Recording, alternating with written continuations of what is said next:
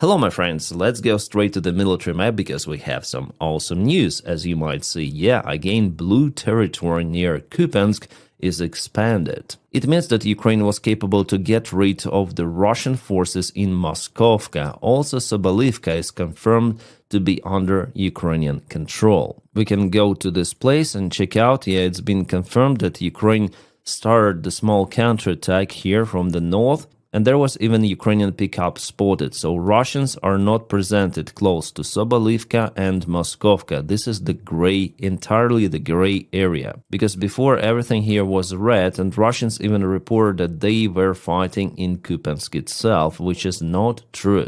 Russians were saying that they've almost took Sobolivka under control with heavy fights, but this is disinformation. Sobolivka is very important because it is located very close to this supply road, which is the only supply road for Kupiansk, only left one. You may say that there is supply road here in the south, but where it leads? To the south, in parallel with Oskil River, there's no robust connection here. This is the only supply road. Well, this could be used as the supply, but via secondary field roads, you see. So supplies are not reliable to be delivered through the southern route. And this is one of the commanders of the 10th Army Corps of Ukrainian Army. He says, okay, let's go to Sobolivka, let's film everything to bust the Russian propaganda. And indeed, we take the car and go with them over there on this video. This is Sobolivka village. Some locals live there and their house is more or less okay, which means that there is no intense fight happening. What you did with your lips? Come on. Okay, Sobolivka is here. It's clearly, and she is not fighting in trenches or something. She's the press officer of brigade or army corps. Our guys there somewhere in a trench. They say that sometimes they use drones, sometimes mortars. They say it's mostly working during the morning and evening time, but it's not very intense here. So this is Moskovka, now it's renamed to Mirova, but on the maps it's still Moskovka, at least on the military map which we follow. And if he is filming there with the camera, it means that for sure 100% this settlement is under Ukrainian control. So I would say it wasn't really a Ukrainian counterattack, it's just the clarification that this whole area wasn't taken by Russia. And what they wrote on their media sources is basically a fake and over-exaggeration of the picture. Well, maybe they went there with a small sabotage group because definitely we had the confirmation about the presence of the Russian forces close to Sobolivka in this forest patch, but it appears they didn't last for a long time. Yes, here I filmed a video saying about the urgent situation in the place, but it appears to be not such an urgent one. In fact, Russians were not able to cross the R-79 road, and I hope that Ukraine will finally kick them out from Radkivka and Holubivka. Well, previously this map was published, but later on corrected, so this is still the gray area, not far away from Sobolivka, because we don't have the confirmation about the complete absence of the Russian forces. Maybe there are small sabotage groups. So the actual picture is like that. We're gonna return back to the frontline updates just a little later. Now I want to tell you about the breaking news which happened last night. So Ukraine targeted the Krasnodar refinery facility. Actually, Russia lost 2 of the refineries the last night. This is crazy, guys, because every night Russian refineries are on fire. It has never been like that since the beginning of the war. It is unhinged, unprecedented, and Russian economy will suffer 100% extra because of the refineries burning. Well, I would say this is not the biggest one out there in Krasnodar, but still this is important. Everything according to the standard Ukrainian drone strike.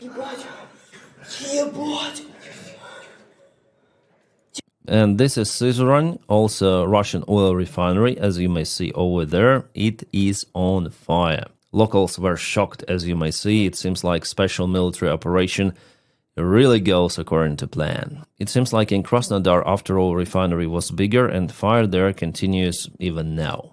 And what we have here is Simferopol, Crimea. Something is on fire on territory of Gvardeyskaya military airfield. According to unconfirmed for now information, Russia lost S-400 air defense system there. Well, I'm gonna wait for more proofs about particular system, but there was the strike.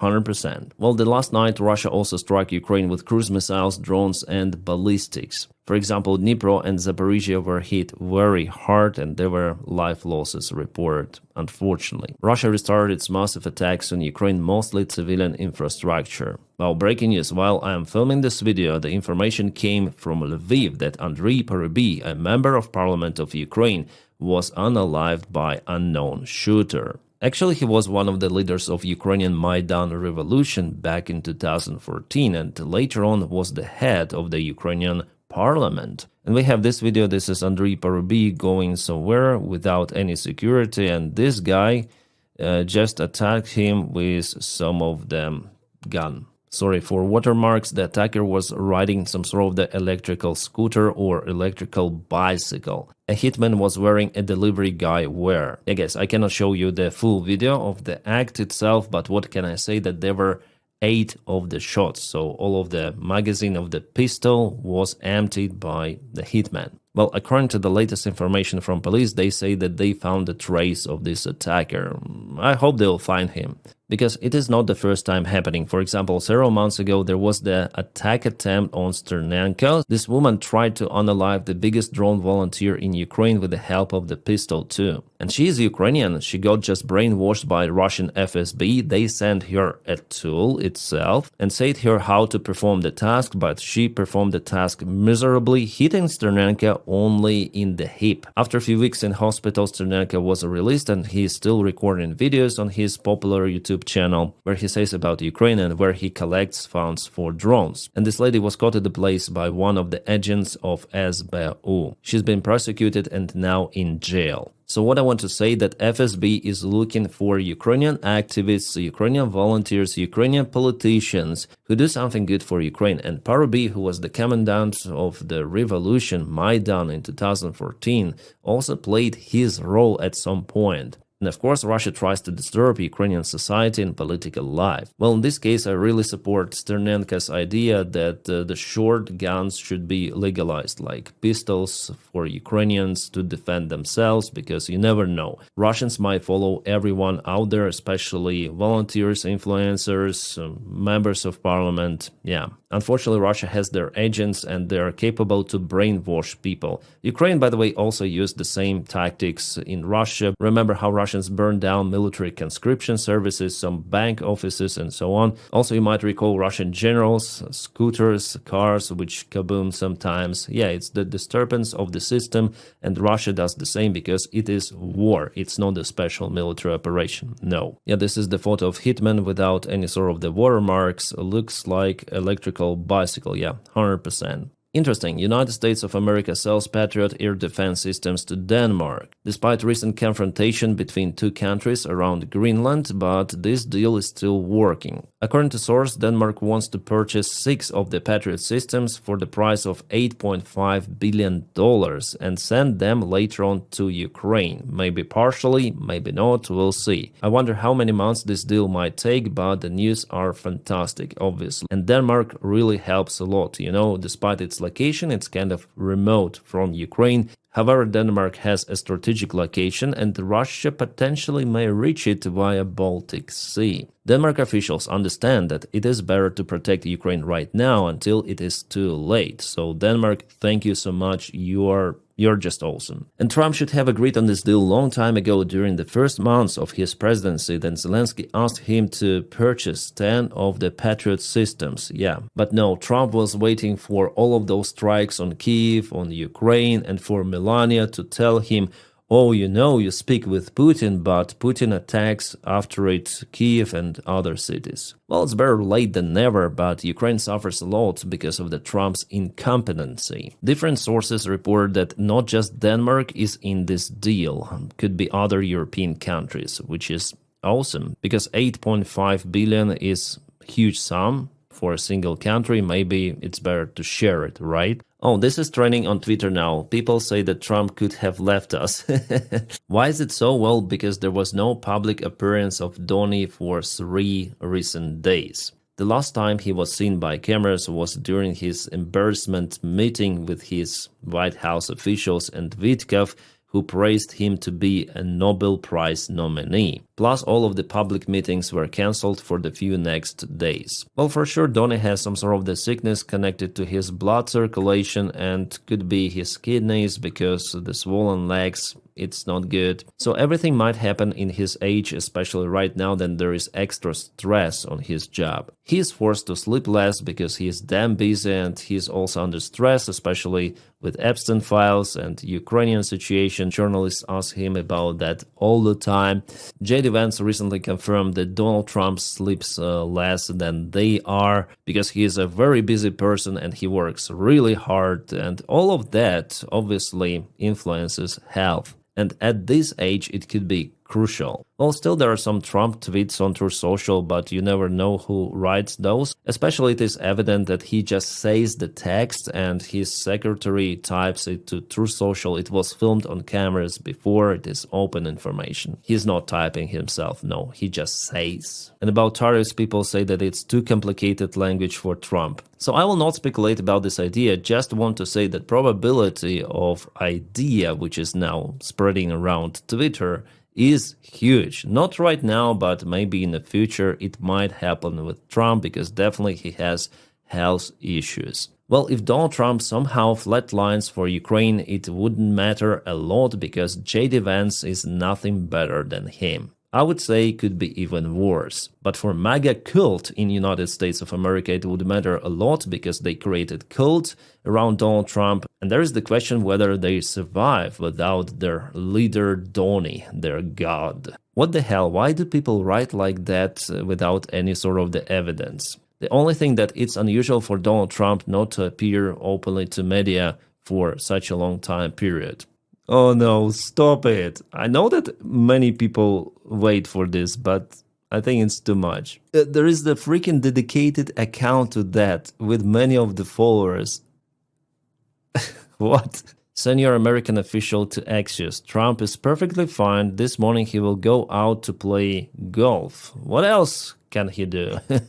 Alright, now let's go back to the military map because we have positive update from Novoselivka. So before Russians took control over the part of the village, well, they attacked with a small attack vector over here a couple of days ago. Yes, 3 days ago they attacked, then expanded it, and later took control over some of the households. But today Ukraine performed the counterattack, kicking Russians out. How do we know it? Well, because we have the confirmation. Ukraine sent infantry forces there and they cleared this village from Russian infantry troops. Probably there were a few of the Russian small sabotage groups. It is a very rare case to see some of the good news from this direction. Well, before Ukraine counterattack in Zeleny High and Tolstoy villages, but in general here in the southern part, Russia keeps advantage and they move. For today, they've occupied this field and went to Komushivaha village, unfortunately, you see. And probably they will take it because they created this pocket here. And there is also increased threat in Liman direction because Russians, they've took the Seriblansky forest under their control, and it is understandable that they want to go to Yampil,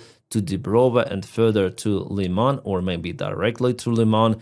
And also they start their attack from Zelena Dolina. Let me update you with the latest information. We have the day before yesterday, and it is yesterday. So you see this Russian attack, new attack vector. This movement is not good. It is understandable that they want to create the pocket for Liman as they did in Konstantinivka, in Pokrovsk direction.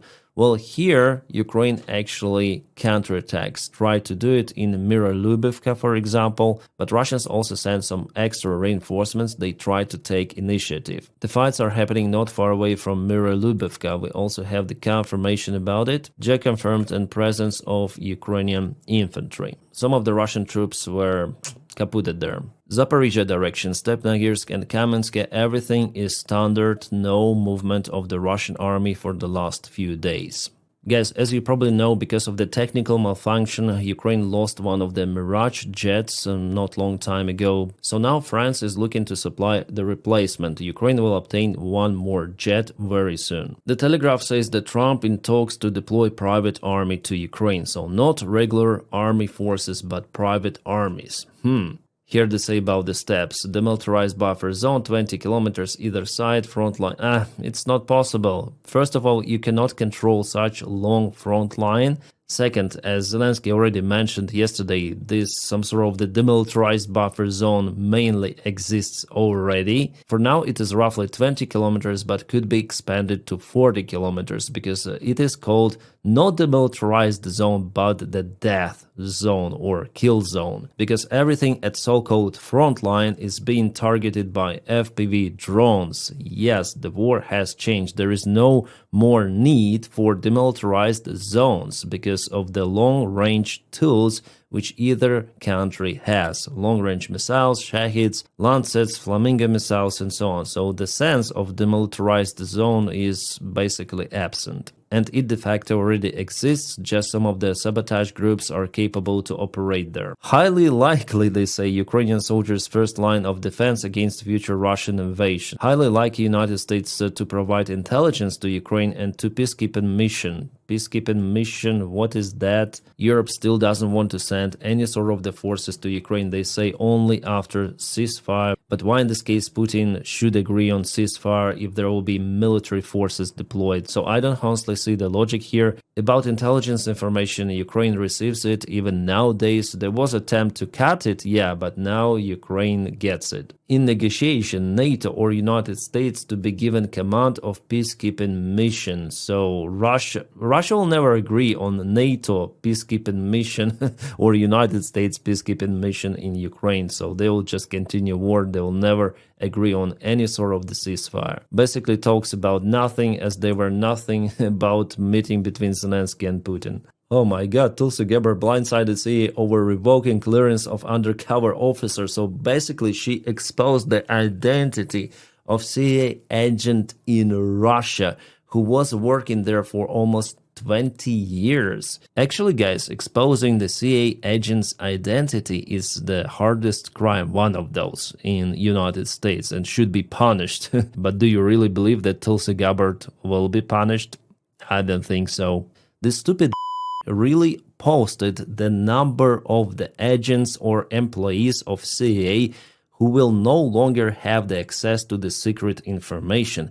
And one of those persons was the actively working CIA agent in Russia. As Tulsi Gabbard says, those agents or employees of CIA were connected with the false allegations against Donald Trump with his Russia hoax case back in 2016. Well, what can I say? Judging on their actions, it seems like those allegations were not hoax after all. Well, at least they do everything to clear that evidence, but they do it very clumsy, and Tulsi Gabbard really conducts the crime act against the United States by uncovering agent in Russia. It is crazy, guys. It is outstanding, but laws are not working now in United States of America against special people around Donald Trump, like, for example, Tulsi Gabbard. She only could be prosecuted if Donald Trump leaves us. And guys, please check out my channel for other videos. I publish videos very often. I try to film at least a couple of videos per day because you keep me motivated with your support on Patreon. The link for my Patreon page, by the way, is in the video description just below. Guys, thank you so much for your kind support. And now I wish you all a peaceful sky wherever you are and have a great time.